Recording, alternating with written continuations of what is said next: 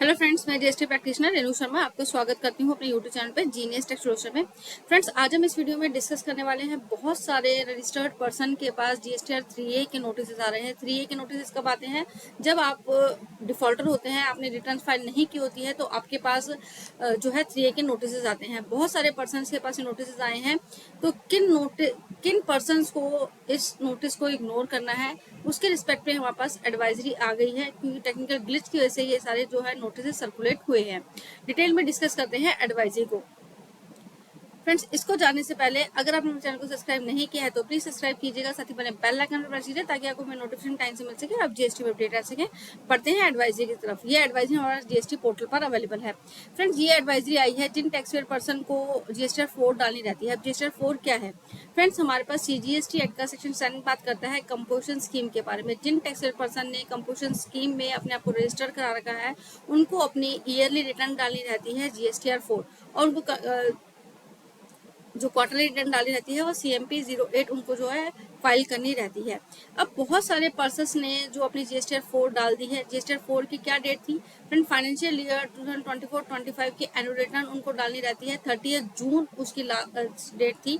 Date पास होने के बाद बहुत सारे पर्सन के पास नोटिस डिफॉल्टर के जो नॉन फाइलिंग रिटर्न के मैसेज आ रहे हैं। अब friends, as per section 39 subsection 2 बात करता है कि आपको अपनी रिटर्न डालनी है, और जो रूल बात करता है, रूल सीजीएसटी एक्ट का 62 रूल बात करता है कि आपको अपनी रिटर्न जो अपनी ईयरली रिटर्न डालनी है फाइनेंशियल ईयर 24-25 की 30 जून तक आपको फाइल करनी थी।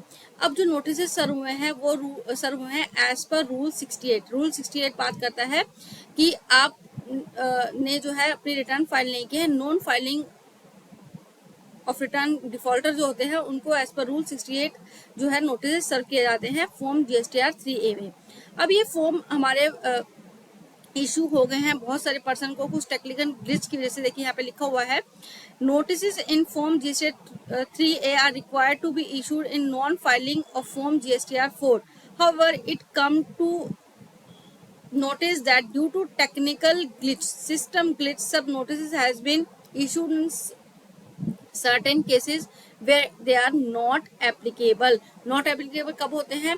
जिन्होंने रिटर्न डाल दी उस केस में भी, और जिन टैक्स पेयर पर्सन ने अपना जो है रजिस्ट्रेशन कैंसिल करा दिया था विद इफेक्ट 2024, उनका रजिस्ट्रेशन जो है कैंसिल हो गया था, उनके पास भी जो है ये नोटिस चले गए हैं।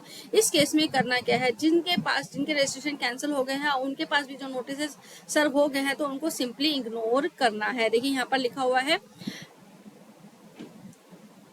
taxpayer who have either duly filed the return whose registration has been cancelled prior to the financial year 2024-25 are advised to ignore these notices as no further action is required on their part in such cases। तो अगर जिनके पास notice चले गए हैं, जिनके registration cancel हो गए, तो उनको सिंपली इग्नोर करना है, उनको कोई भी आगे फर्दर एक्शन नहीं लेना है। कुछ केसेस में ऐसा हुआ है जिन्होंने रिटर्न डाल दी है, उस केस में भी नोटिस सर्व हो गए हैं तो उनको भी सिंपली इग्नोर करना है। और जिन टैक्स पर्सन ने अपनी 30 जून तक अपनी जीएसटीआर 4 को नहीं डाला है और उनके पास नोटिस आए हैं तो उनको सिंपली अपनी रिटर्न को फाइल करना है ताकि आगे फ्यूचर में कोई भी प्रॉब्लम ना आए। आई होप फ्रेंड्स ये वीडियो आपको रिलेवेंट लगी होगी। अगर आपको हमारी वीडियोस अच्छी लगती हैं, वीडियो कंटेंट अच्छा लगता है तो प्लीज़ वीडियो को लाइक कीजिएगा, शेयर कीजिएगा और मेरे चैनल को सब्सक्राइब कीजिएगा, जो कि बिल्कुल फ्री है। Thank you for watching me.